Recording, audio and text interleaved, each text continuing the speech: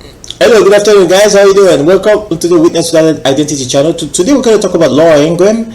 Um, she ended up telling the truth, and a lot of those Trump supporters are leaving her network, and they are jumping ship. And she's the rating has gone down a lot because she's trying to be honest to herself, and the fan don't want to they don't want to hear nothing like that. So Kyle Kulinski had a show about this, and I love how he laid it out. Kyle Kulinski is a true master, man. He really understands politics like it's like the Jordan of politics. So I really had to go to that video to discuss that video. So I want you to look at it and let me know what you guys think. Thank you.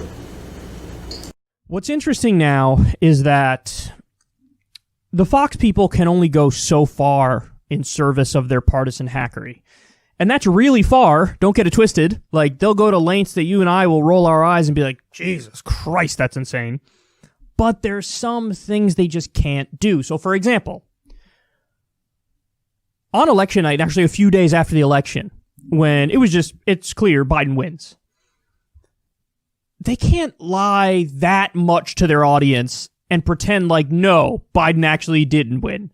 Because what they have is, what they call the brain room, I know, hilarious, at Fox News, and they have data experts and analysts and people whose job it is to determine reality. And so those people were like, yeah, we know which states have already been called. Most of them were called on election night, obviously. And then within the subsequent few days, we got the answer in more states. At some point, it was clear, okay, the mail-ins are breaking 80% to Biden. There's X number of mail-in votes left. It's over. Biden wins the election.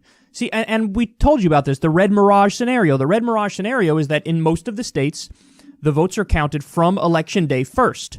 Those were always going to break more pro-Trump because Republicans like to vote more on election day. Well, now we have a pandemic, and there's a lot more mail-in votes, and the mail-in votes break overwhelmingly Democratic, and those got counted second, and so Trump had to hold on to the leads that he built on election night, and it just wasn't anywhere near enough. And so we knew that Biden was going to make up the gap in all of the states where the mail-in votes are counted second. And just so everybody understands, take like Michigan, for example, and Wisconsin. Trump was up there on election night, but those states were like +8 or +10 Biden in the polls. They weren't even like swing states. They were basically like safe Biden states come the election. And so people thinking Trump was going to hang on there, it's just delusional. But anyway, Trump or Fox News is not willing to go far enough where they just flat out lie about what's happening in the election. And so when all the other networks called the election, Fox not only called the election, they went one step further and also called Nevada before any of the other networks called Nevada. And in fact, it was Fox News who called Arizona first, as the other networks, and even Nate Silver were like, I haven't seen enough yet to call Arizona. Fox News was like, we have seen enough to call Arizona. We're very confident in calling it for Joe Biden. So because of the experts and because of the veneer of respectability, they weren't willing to go as far as other unscrupulous far-right outlets are willing to go. And honestly, that's to their credit. Yes, they have their opinion hosts. They have the Sean Hannitys. They have the Tucker Carlsons. They have the Laura Ingrahams. But the reality was going to smack them in the face at a certain point. Okay, so you get that. Well, now, the opinion people have held out as long as they possibly could. And Laura Ingraham and the other opinion hosts are seeing what you and I are seeing. They're seeing that there's over 30 election lawsuits, and the Trump people lost either all of them or all but one of them, which was inconsequential. You bring over 30 election lawsuits and you lose over 30 election lawsuits, what do you want me to tell you? You're Dunskies. You're not going anywhere. This is embarrassing. This is pathetic. You have to actually prove your case in a court of law. You can't just lie about it, and you can't just make brazen claims. No, now you're in a court of law. You have to prove it. And what happens? Doggy ate my proof. Something, right? Ridiculous. So now the opinion hosts have held out as long as possible. Here's Laura Ingraham acknowledging the reality. In what was perhaps the most consequential tweet sent since Election Day, President Trump gave the go-ahead for the transition. You see it there. And as unpleasant and disappointing as these past 3 weeks have been to so many of us, as much as we wish things were different, this is where things stand tonight. Now, legal challenges continue in a number of states. Serious questions about vote counting, poll watcher access are outstanding. But unless the legal situation changes in a dramatic and frankly an unlikely manner, Joe Biden will be inaugurated on January 20th. Now, to say this does not mean I don't think that this election was rife with problems and potential fraud. And to say this does not constitute being a sellout to the conservative populist movement that I've been fighting for, 25 years. And it does not mean that I disagree at all with the president's right and obligation to pursue all legitimate legal challenges to this outcome. To say this constitutes living in reality. And if I offered you a false reality, if I told you that there was an excellent, phenomenal chance that the Supreme Court was going to step in and deliver a victory to President Trump, I'd be lying to you. So, here's the interesting part of this story. Now, the Republican base is turning on Fox News. Let me repeat that. The Republican base is turning on Fox News. We all thought they were one and the same. Turns out they're not. Because they created a monster. And now the monster's out of control. So let me just read you some of the comments from underneath that video. It had way more dislikes than you would expect from a Fox News video. Usually people who go there know what they're looking for, know what they're going to get. And so it's 98% likes or whatever. This one's nowhere close to that. It had maybe 25 to 30% dislikes at the time I saw it, something along those lines. Here's some of the comments. First Tucker, now Laura. Like we don't know who pays their salaries. Just because I'm a sellout doesn't mean I'm a sellout. Laura Ingraham. Somebody quoted that. She didn't say that, but they're saying she's a sellout, obviously. Wrong message to deliver, Laura. You gave up. We're not selling out. Something a sellout tells you. So the claim is they're sellouts for saying, look, Biden's going to win. Biden's going to be inaugurated. I hope President Trump exhausts every avenue possible to try to win himself, but Biden's going to win.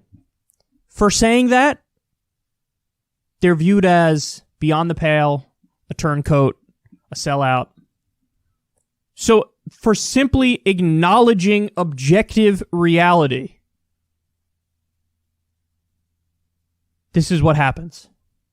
And I guess it's something I've been talking about a lot recently on this show, which is, isn't it fascinating that when you talk about creating a network to the left of MSNBC, people understand what that means. They want a network that's more policy-focused, more issues-driven, and will also hold Democrats accountable and not just do the Republican bad shtick. That's what a network to the left of MSNBC means. A network to the right of Fox News does not mean I want you to be more principally conservative, more principled, more focused on the issues, more doctrinaire in conservative ideology.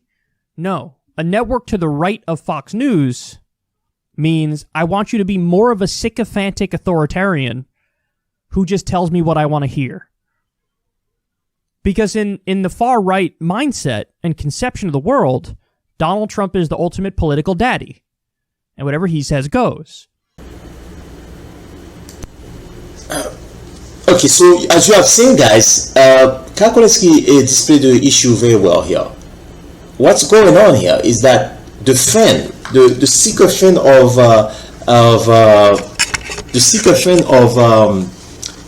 Donald Trump, I thought that they were in line with Fox News. That is not true. That is not true. The sycophant of Donald Trump are sycophant of Donald Trump. They are just fan of Donald Trump. It's almost Trump is another sort of a Republican Party, and that are far right of the Fox News. The Fox News are hardcore, but the Trump supporters, the Trump group is actually more hardcore. So basically, they will say that Bernie Sanders helped the election, and everybody will believe that. They will say that there's a pedophile ring going on. Everybody will believe that. You know what I'm saying? You go as far as possible. Anything you can think of, that the COVID-19 was something brought up by George Soros to control the world. You know, they're not going to stop. The Trump, hardcore Trump guys are very hardcore. They're not going to stop, and they are sick of Trump. So basically, when Laura Ingraham told those young people, those wonderful people, I call them wonderful because we are all wonderful. You know, we are all children of God. All of us are children of God, but some of us have a different purpose in this life. So when they tell those people that, hey, my friend, Trump lost. Sometimes you lose, sometimes you win, and those guys don't want to hear that. You know, they don't want to hear that stuff. So this is where we are, and Laura Ingraham lost a lot of subscribers and supporters. So now let me ask you a question. So now, what if Trump decides to build his own channel after he leaves office, the Trump channel? He's going to make a lot of money from that. Trump's going to be even more successful than ever before. Trump's going to be able to pay off all his debts because everybody wanted to have him on television. There's probably going to be a reality TV show for Trump. He's going to write books. He's going to be like something that we have never seen. You know what I'm saying? So he's going to be okay financially. Melania, I don't know what's going to happen to Melania, but whatever. But this is what's going to happen. So everything's going to get so people start to leave Laura Ingraham because they don't want to hear none of it. Don't talk about nothing bad about my daddy, my idol. So and Kyle Kulinski said something that was superior, very good. He said that on the left, right? Like, let's say we have a group, a news network, or anything that's on the left of MSNBC, right? Or all those guys. Those people are looking for policies. That is true. They want to see your policy. They don't care about identity politics. They don't care about policies. The people that are on the right don't care at all about policies. They care about the idol of Trump, the representation of Trump, the guy that stood up against the media. They love that stuff. They love the idol. It's almost like something they miss. It's a breath of fresh air. I have to say something, guys. I'm going to say something, and I know that this could be controversial. I saw that a long time ago. I think the left were making a mistake with the identity politics a little bit because a lot of white people were very angry about this, especially the people from the middle of state. So they don't like that stuff. Like everything is black and white, and always. I'm not a fan of that too. Always saying that everything is white privilege. You know, all those things can anger somebody. White privilege, white privilege. What do you tell me about white privilege? You see what I'm saying? I'm going to say to you why I think so, because there's a lot of white people that are that are very poor in the middle of the country. There's a lot of poverty in the white community. I just want people to see that. I understand that some people might not believe that, and I understand that many people on the left might disagree with me on this one. A lot of white people are struggling, and those white people, when you come to them and you tell them you got white privilege, they look at you like, white privilege? What the fuck are you talking about? You see what I'm saying? So, but of course we understand that black people are struggling more than white people. But these days the inequality is so messed up that the white community is struggling too. You guys know, you heard about the opioid crisis. It's kind of like the crack epidemic in the black community. It's kind of like that, you know. So white people committing suicide. So Trump came in, Trump talking about all that shit, that I'm going to bring the job back, I'm going to be there. So he became a symbol of like, yo, we are not forgetting anymore. They call them the forgotten one. That's what they call them. They call them the forgotten one. You know, they were forgotten. So he came in and he said, no, I'm not going to forget you. You're my friend. You're my, you know what I'm saying? You're my brother. Like, and he's like, and he tapped into something. And this is like, he's like, he's the kind of guy that's like, he's able to do this very carefully. Like, and he did a good job at tapping into that audience, and they're not going to leave him because all the other Republican Party are not, the rest of them are not like that, and the Democratic Party are fighting for the immigrants to come here, right? That's the way they look at it. But what about us? They feel that they are forgotten. You know what I'm saying? So that can make somebody very angry, and that can polarize somebody, and I think that's what happened to the Trump fan base. They are very polarized because they see the Democrats are always talking about other people of color all the time. Like for example, look at the Squad, right? I heard a Republican woman that said that why there's no white women in the Squad. So that's the way they look at it, you know. So I think for me, the Democratic Party I think it would be nice for them to try to make it seem that we talk to everybody, but because there are some crazies on the right wing, and they will look at things the wrong way. Me, I don't think the squad are against white people. I don't think so. But for some people, they might look at it like that. So the squad and AOC, Elon Omar, the way they present themselves, it's like a woman of color. Why cannot be a white woman there? But there is a white woman in the squad. That would be Elizabeth Warren to me. She is part of the squad in a way. In a way, she's not in the lower court, House of Representatives. She's in the Senate, but still, she's kind of like she's a progressive female on the Democratic side. So that's what I want to say, guys. Like, it is amazing that Laura Ingraham created a monster, but I'm wondering, is it Laura Ingraham only? Because I think that's the only thing that Kyle Kulinski forgot to say. He said that Laura Ingraham created a monster. I don't think we gotta give Laura Ingraham all the credit, because it seems like that's what he's doing, Kyle Kulinski. I think Laura Ingraham created a monster, but I think also the Democratic Party created a monster on the opposite side. So basically, when you become like very radicalized in your view, right? Let's say I have a very radical view. You're gonna create a backlash on the other side. Let's say that there's discrimination against Jewish people or whatever. Remember Germany. You're going to create some hardcore Zionists, right? That's going to say that, hey, you know what? We're not going to do this again. We're going to fight, and we're going to have our homeland. You know what I'm saying? Because you're going to have you're going to have a fight back. The same thing with the black community. You go hard against them with slavery and hardcore Jim Crow, then you're going to have a backslash of hardcore black people in the black community that's gonna bounce back. It's like a ping pong. You hit the ping pong hard, it's gonna bounce back on your heart. It's the action reaction thing going on.